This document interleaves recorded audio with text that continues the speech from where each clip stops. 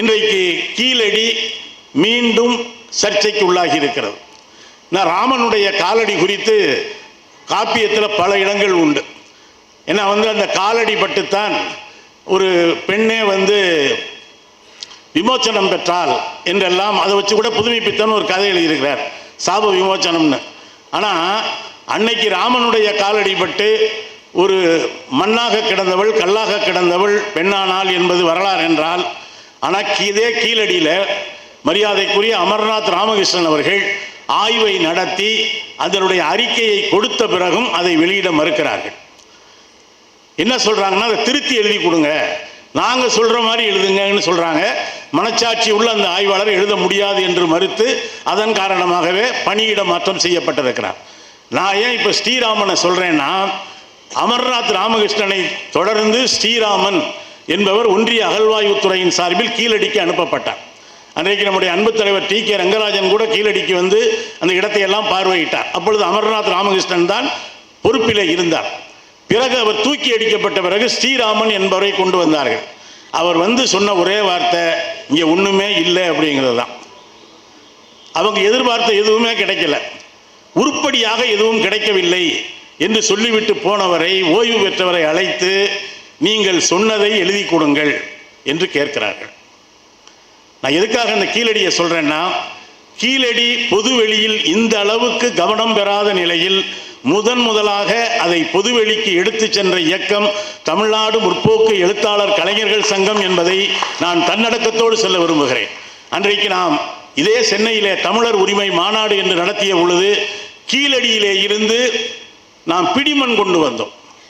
அப்போது கூட பலரும் நம்மை கிண்டல் செய்தார்கள். இதான் தமிழ்நாட்டில் மண்ணல்றதுக்கு நிறைய பேர் இருக்காங்களே, இப்போ எதுக்கு இவங்க வேற தேவையில்லாமல் மண்ணல்றாங்கன்னு கூட சொன்னவர்கள் உண்டு. ஆனால் அன்றைக்கு நாம் எடுத்த அந்த பிடி மண் தான் இன்றைக்கு கீழடியில ஒரு அருங்காட்சியகமாக மாறி இருக்கிறது. தமிழர்களுடைய பண்பாட்டை பல்வேறு இடங்களிலே அது குறித்து பேச வேண்டும் என்கிற நெருக்கடியை உருவாக்கி இருக்கிறது. இப்படி சொல்லிக்கொண்டே போகலாம். மதுரைக்கு அடுத்தபடியாக அல்லது மதுரையை விட கூடுதலாக பல்வேறு மாநாடுகளையும், நான் மாநாடுன்னு சொல்லும் பொழுது திரும்ப எனக்குள்ளே சொல்லிக்கிட்டே இருக்கேன், தெளிவாக மாநாடுன்னு சொல்லி வாய் குளறி மாடுன்னு சொல்லிடாத. ஏன்னா இப்போ மாடுகளுக்கெல்லாம் மாநாடு கூட்டுகிற காலத்தில் நாம் கருத்துரிமைக்காகவும் தமிழர்களுடைய உரிமைக்காகவும், இன்னும் சொல்ல போனால் புதிய கல்விக் கொள்கை, தேசிய கல்விக் கொள்கை என்று ஒன்று வந்த பொழுதே அதனுடைய அபாயத்தை உணர்ந்து கல்வி உரிமை மாநாட்டை நடத்திய பெருமை நம்முடைய தமிழ்நாடு முற்போக்கு எழுத்தாளர் கலைஞர்கள் சங்கத்துக்கு உண்டு. அதன் பிறகுதான் அது மிகப்பெரிய பேசு பொருளாக மாறியது, இன்றைக்கும் பேசு பொருளாக இருக்கிறது. இந்த சங்கம் உருவானது அவசர நிலை காலத்தில் மதுரையில் திடீர் நகர் அப்படின்னு அதுக்கு பேர். 35 செம்மலரில் எழுதி கொண்டிருந்த ஒரு 35 எழுத்தாளர்கள் அந்த திடீர் நகரில், அதுக்கு உண்மையான பேர் மதுரகவி பாஸ்கரதாஸ் நகர், ஆனால் நம்மளுக்கு அதுக்கு திடீர் நகர் அப்படின்னு வச்சுட்டாங்க. இந்த திடீர் நகரில் மோட்டார் யூனியன் சங்கத்தில் ஆரம்பித்த சங்கம். நீங்கள் என்ன சாதிச்சிருக்கீங்கன்னு கேட்டால், 50 வருஷத்துக்கு முன்னால் மோட்டார் யூனியன் சங்கத்தில் ஆரம்பித்த சங்கம் இன்னைக்கு வரைக்கும் நிற்காமல் ஓடிக்கிட்டு இருக்கு அப்படிங்கிறதே ஒரு மிகப்பெரிய சாதனை தான். இடையில பிரேக் டவுன் ஆயிராதா இந்த சங்கம் என்று நம்முடைய எதிரிகள் எதிர்பார்த்தார்கள். நம்முடைய அமைப்பை உருவாக்கிய பல தலைவர்கள் இங்கே வருகை தந்திருக்கிறார்கள். இதை நாம் பொன்விழா என்று 50 ஆண்டுகளை நிறைவு செய்து நம்முடைய சங்கம் சரியாக இன்றைக்கு 51வது ஆண்டிலே நாம் அடியெடுத்து வைத்திருக்கிறோம். இது பொன்விழா என்பதை உலோகத்தின் மதிப்பிலே நாம் சொல்லவில்லை. ஏன்னா தங்கம் பொன் என்பது ஒரு உயர்ந்த பொருள் என்கிற அர்த்தத்தில் நம்ம சொல்லலை. நம்முடைய தலைவர்கள் எதற்காக இந்த சங்கத்தை மதுரை தமுக்கம் மைதானத்தில் ஆரம்பித்தார்கள் என்று தெரியவில்லை. ஏன்னா தமுக்கம் என்பது மதுரையில் தினம் தினம் போர் நடக்கிற ஒரு இடம். ஆனால் இந்த அமைப்பை உருவாக்கி தமுக்கத்தில் ஆரம்பித்த சண்டை 50 ஆண்டுகளாக இடைவிடாமல் நம்முடைய கருத்தியல் எதிரிகளோடு நாம் விடாமல் யுத்தம் செய்து கொண்டே இருக்கிறோம்.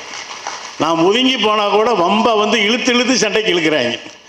அப்படி இந்த உலோகத்தின் மதிப்பில் அல்ல, இந்த சங்கம் ஒவ்வொரு நாளும் நெருப்பிலே புடம் போட்டு எடுக்கப்பட்டு இன்றைக்கு பொன்விழா கண்டிருக்கிறது என்கிற அர்த்தத்திலே தான் நாம் இதை பொன்விழா கொண்டாட்டம் என்று சொல்லுகிறோம். அண்மையிலே தான் ஜூன் 25ஆம் தேதி இந்த அவசர நிலை காலத்தினுடைய அந்த 50 ஆண்டுகள் நிறைவடைந்தது. அது ஜூன் 25. நம்ம சங்கத்தை நம்ம தலைவர்கள் உருவாக்கியது ஜூலை மாதத்தில். கிட்டத்தட்ட அந்த ஒரு மாத இடைவெளியில் நம்முடைய மதுரையிலே இந்த சங்கம் கருக்கொண்டு பிறகு மாநிலம் முழுவதும் உருக்கொண்டு 50 ஆண்டுகளாக இங்கே சொல்லப்பட்டிருப்பது போல படைப்பு, பண்பாடு, கருத்துரிமை என்கிற பல்வேறு தளங்களிலே இந்த சங்கம் தன்னுடைய மகத்தான கடமையை செய்து வந்திருக்கிறது. இங்கே அமைப்பை உருவாக்கிய பல தலைவர்கள் இருக்கிறார்கள். இன்றைக்கு இந்த அமைப்பை நடத்தி கொண்டிருக்கிற இளைய தலைமுறை, இந்த தலைமுறையும் இருக்கிறது. பொன்விழா ஆண்டு வரை இந்த சங்கத்தை, இந்த பொன்விழான்னு சொல்கிறதுனால சொல்கிறேன், யாருக்கிட்டையும் நம்ம அடகு வைக்காமல் இந்த சங்கத்தை நடத்தி கொண்டிருக்கிறோம் என்பதுதான் இந்த பொன்விழாவினுடைய மகத்தான சிறப்பு. இந்த சங்கம் உருவாக்கப்பட்ட பொழுது வெளியில் எழுதியிருக்காங்க, என்ன திடீர்னு முற்போக்கு எழுத்தாளர்கள் சொல்லிட்டு இலக்கிய உலகத்துக்குள்ளே வர்றாங்க, இது ஏதோ பாத்திர கடைக்குள்ள யானை புகுந்த மாதிரி இவங்க புகுந்திருக்காங்களே, என்னவெல்லாம் உருட்டப் போகிறார்களோ என்று அன்றைக்கே உருட்டி இருக்கிறார்கள். ஆனால் இந்த பாத்திர கடைக்குள் யானை புகுந்தது என்று அன்றைக்கு சொன்னார்கள். என்ன அர்த்தத்தில்னா, இவர்களுக்கும் இலக்கியத்துக்கும் என்ன சம்பந்தம்? இவர்கள் எல்லாம் பிரச்சாரம் செய்பவர்கள், இவர்கள் எப்படி கலையை, இலக்கியத்தை அணுகுவார்கள்? கலை என்பது புனிதமானதல்லவா, பவித்திரமானதல்லவா, யாரும் தீண்டக்கூடாதல்லவா? இவர்கள் எப்படி வேர்வை பிசிந்த அந்த கைகளோடு எப்படி இலக்கியம் படைப்பார்கள் என்கிற அர்த்தத்திலே தான் அப்படி சொன்னார்கள். ஆனால் 50 ஆண்டுகளிலே இந்த யானை அந்த பாத்திர கடையையே காத்து நிற்கிறது என்பதுதான் உண்மையான வரலாறு. எழுத்தாளர்களுக்கு அமைப்பு தேவையில்லை என்று சொன்னவர்களுடைய எழுத்து உரிமையையும் கூட பாதுகாத்து கொடுத்தது இந்த அமைப்பு என்பதுதான் நம்முடைய 50 ஆண்டு கால வரலாறு. கலை இரவு, கலை இலக்கிய இரவு என்கிற ஒரு பெரும் வடிவத்தை தமிழ்நாட்டிற்கு கொடையாக அளித்தது நம்முடைய தமிழ்நாடு முற்போக்கு எழுத்தாளர் கலைஞர்கள் சங்கம்தான். அன்றைக்கு ஆனந்த விகடன், நேற்றைக்கு கூட நம்முடைய மதிப்புறு தலைவர் தோழர் சு வெங்கடேசன் அவர்கள் எழுதிய வேள்பாரி நாவல் விகடன் பிரசுரமாக ஒரு 1,00,000 பிரதியை தாண்டி விற்றதை ஒரு வெற்றி விழாவாக மிகச்சிறப்பாக நேற்றைக்கு கொண்டாடினார்கள். ஆனால் அதே விகடனுடைய ஆசிரியர் தன்னுடைய பத்திரிகையிலே ஒரு கேலி சித்திரத்தை வெளியிட்டதற்காக அவருக்கு சிறை தண்டனை என்று அன்றைக்கு நிறைவேற்றப்பட்ட பொழுது பல பத்திரிகைகளே தயங்கி நின்றார்கள். அன்றைக்கு ஆனந்த விகடன் ஏட்டினுடைய கருத்துரிமைக்காக களத்திலே நின்றது நம்முடைய தமிழ்நாடு முற்போக்கு எழுத்தாளர் கலைஞர்கள் சங்கம். அதே போல திரைத்துறையின் வழியாகவே செல்வாக்கு பெற்று பிறகு ஆட்சிக்கும் வந்த எம்ஜிஆர் அவர்களுடைய ஆட்சி காலத்திலே தான் சூப்பர் தணிக்கை மசோதா என்று ஒன்றை கொண்டு வந்தார். அது தணிக்கை செய்யப்பட்ட பிறகும் கூட அரசு அனுமதித்தால் தான் அந்த திரைப்படம் ஓட முடியும் என்கிற கொடூரமான பிரிவுகளை கொண்ட ஒரு சட்டத்தை திரைத்துறையிலே இருந்து வந்த திரு எம்ஜிஆர் அவர்கள் கொண்டு வந்த பொழுது அன்றைக்கு திரை உலகமே தயங்கி திகைத்து நின்றது. இதே சென்னையிலே நாம் ஒரு உண்ணாவிரத போராட்டத்தை நடத்தினோம். அதுவரை அச்சப்பட்டு நின்றவர்கள் எல்லாம் நாம் அதை ஆரம்பித்த பிறகு நம்மோடு சேர்ந்து கொண்டார்கள். அன்றைக்கு அந்த நிகழ்விலே பேசிய திரைப்பட இயக்குனர் டி ராஜேந்தர் அவர்கள், இது எங்கள் துறை சார்ந்த ஒரு பிரச்சனை, நாங்கள் யார் பூனைக்கு மணி கட்டுவது என்று யோசித்துக் கொண்டிருந்தோம். முற்போக்கு எழுத்தாளர் சங்கம் அந்த வேலையை, பூனைக்கு மணி கட்டுகிற வேலையை செய்தது என்று சொன்னவுடன் அன்றைக்கு நம்முடைய தலைவராக இருந்த இந்த அமைப்பை உருவாக்கிய மிகப்பெரிய தலைவர் தோழர் கே முத்தையா அவர்கள், நாங்கள் முற்போக்கு எழுத்தாளர்கள் பூனைக்கு மட்டுமல்ல, தேவைப்பட்டால் புலிக்கு கூட நாங்கள் மணி கட்டுவோம் என்று அன்றைக்கு சொன்னார்கள். அன்று துவங்கி இந்த கருத்துரிமை எப்பொழுதெல்லாம் பாதிக்கப்படுகிறதோ அப்பொழுதெல்லாம் களத்திலே நின்று நாம் களமாடி இருக்கிறோம் என்பதுதான். கொரோனா கொடுங்காலத்தில் கூட, நாம் நேரடியாக சந்திக்காத காலத்திலும் கூட இணைய வழியாக கிட்டத்தட்ட 50-60 கருத்தரங்குகளை பல்வேறு பொருண்மைகளில் தாமுய காச நடத்தி இருக்கிறது. இன்றைக்கு நம்முடைய பெருமரியாதைக்குரிய நம்முடைய ஆய்வாளர் ஆர் பாலகிருஷ்ணன் அவர்கள் இங்கே வருகை தந்திருக்கிறார். இன்றைக்கு கீழடி மீண்டும் சர்ச்சைக்கு உள்ளாகி இருக்கிறது. நான் ராமனுடைய காலடி குறித்து காப்பியத்தில் பல இடங்கள் உண்டு.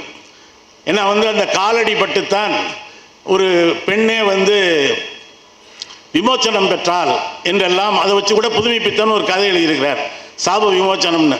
ஆனால் அன்னைக்கு ராமனுடைய காலடிப்பட்டு ஒரு மண்ணாக கிடந்தவள் கல்லாக கிடந்தவள் பெண்ணானாள் என்பது வரலாறு என்றால், ஆனால் இதே கீழடியில் மரியாதைக்குரிய அமர்நாத் ராமகிருஷ்ணன் அவர்கள் ஆய்வை நடத்தி அதனுடைய அறிக்கையை கொடுத்த பிறகும் அதை வெளியிட மறுக்கிறார்கள். என்ன சொல்கிறாங்கன்னா, அதை திருத்தி எழுதி கொடுங்க, நாங்கள் சொல்கிற மாதிரி எழுதுங்கன்னு சொல்கிறாங்க. மனச்சாட்சி உள்ள அந்த ஆய்வாளர் எழுத முடியாது என்று மறுத்து அதன் காரணமாகவே பணியிட மாற்றம் செய்யப்பட்டிருக்கிறார். நான் ஏன் இப்போ ஸ்ரீராமனை சொல்கிறேன்னா, அமர்நாத் ராமகிருஷ்ணனை தொடர்ந்து ஸ்ரீராமன் என்பவர் ஒன்றிய அகழ்வாய்வுத்துறையின் சார்பில் கீழடிக்கு அனுப்பப்பட்டார். அன்றைக்கு நம்முடைய அன்பு தலைவர் டி கே ரங்கராஜன் கூட கீழடிக்கு வந்து அந்த இடத்தை எல்லாம் பார்வையிட்டார். அப்பொழுது அமர்நாத் ராமகிருஷ்ணன் தான் பொறுப்பில் இருந்தார். பிறகு அவர் தூக்கி அடிக்கப்பட்ட பிறகு ஸ்ரீராமன் என்பவரை கொண்டு வந்தார்கள். அவர் வந்து சொன்ன ஒரே வார்த்தை, இங்கே ஒன்றுமே இல்லை அப்படிங்கிறது தான். அவங்க எதிர்பார்த்த எதுவுமே கிடைக்கல, உருப்படியாக எதுவும் கிடைக்கவில்லை என்று சொல்லிவிட்டு போனவரை, ஓய்வு பெற்றவரை அழைத்து நீங்கள் சொன்னதை எழுதி கொடுங்கள் என்று கேட்கிறார்கள். நான் எதுக்காக அந்த கீழடியை சொல்கிறேன்னா, கீழடி பொதுவெளியில் இந்த அளவுக்கு கவனம் பெறாத நிலையில் முதலாக அதை பொதுவெளிக்கு எடுத்து சென்ற இயக்கம் தமிழ்நாடு முற்போக்கு எழுத்தாளர் கலைஞர்கள் சங்கம் என்பதை நான் தன்னடக்கத்தோடு சொல்ல விரும்புகிறேன்.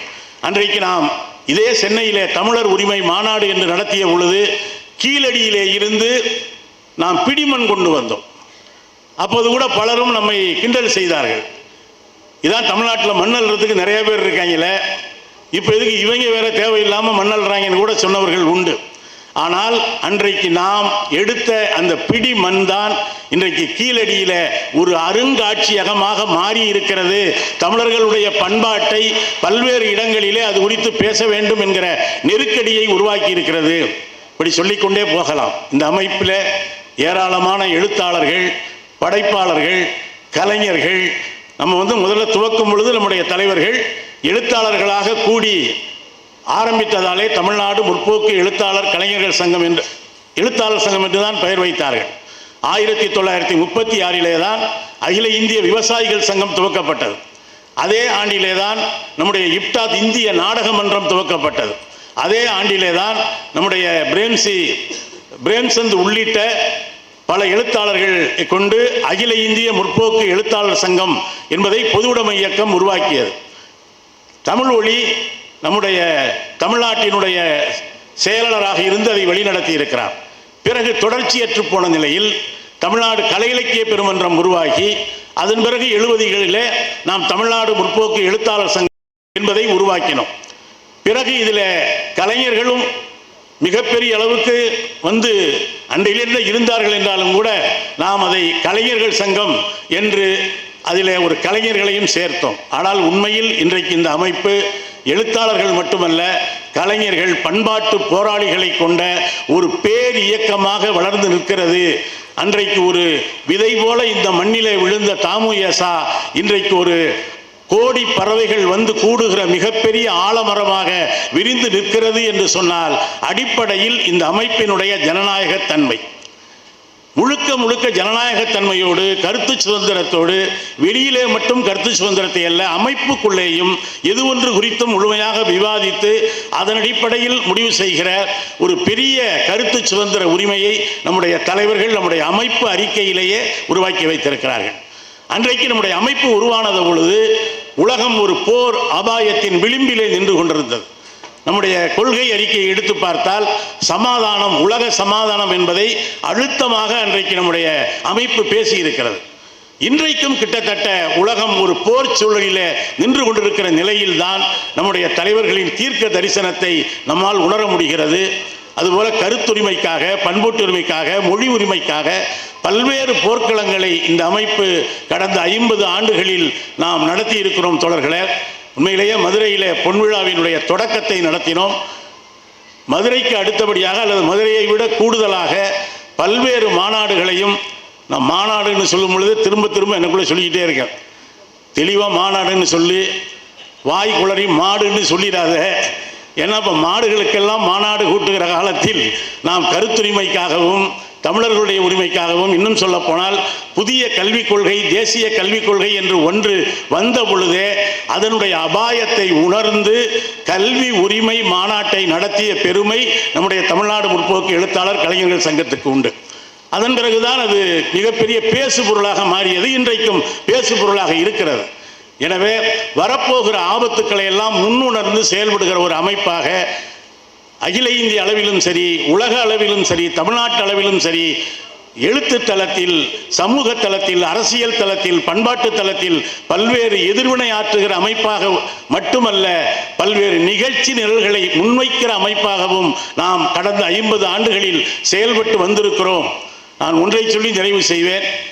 இவர்கள் யாரோ கூடி மடம் கட்டிய கதையாக எழுத்தாளர்கள் கூடி இந்த அமைப்பை ஆரம்பிக்கிறார்களே, எழுத்தாளர்கள் ஒருவருக்கொருவர் ஒத்துக்கொள்ள மாட்டார்களே. இன்னும் சொல்ல போனால் ஒரு எழுத்தாளன் சமயத்தில் தன்னையே ஒத்துக்கொள்ள மாட்டான், வரி எழுதிட்டு அவனே அடிச்சிருவான். இப்படி இருக்கிற ஒரு சூழலில் எப்படி இவங்க எழுத்தாளர்களாக கூடி வாழ்வார்கள் என்று பலர் உண்மையிலேயே ஆச்சரியப்பட்டார்கள். ஆனால் 50 ஆண்டுகளை கடந்து விட்டோம். கிட்டத்தட்ட 25,000 உறுப்பினர்களை கொண்டதாக இந்த அமைப்பு உருவாகி இருக்கிறது. இன்றைக்கு நில எல்லையையும் தாண்டி உலகம் முழுவதும் தமிழ் தெரிந்த பலர் நம்முடைய உறுப்பினர்களாக இருக்கிறார்கள். இந்த இணைய வசதியின் காரணமாக இந்த 50 ஆண்டுகளில் இங்கே பல்வேறு கருத்து மோதல்கள் நடந்தது உண்டு. ஆனால் நிச்சயமாக எந்த ஒரு, நான் பொன்விழாங்கிறதுனால சொல்கிறேன், சேதாரம் இல்லாமல் இந்த அமைப்பை 50 ஆண்டுகள் நடத்தி இருக்கிறோம் என்பது வியாபாரம் அல்ல. இந்த அமைப்பின் அறம் என்கிற வகையில் நம்ம முதல்ல கொடுத்த முழக்கம், நச்சு இலக்கியம் ஒழிப்போம், நல்ல இலக்கியம் காப்போம், படைப்போம் என்பது நம்ம முதல் மாநாட்டில் கொடுத்த முழக்கம். இலக்கியத்திலே நச்சு இலக்கிய போக்குகளை எதிர்ப்போம், நல்ல இலக்கியம் படைப்போம்.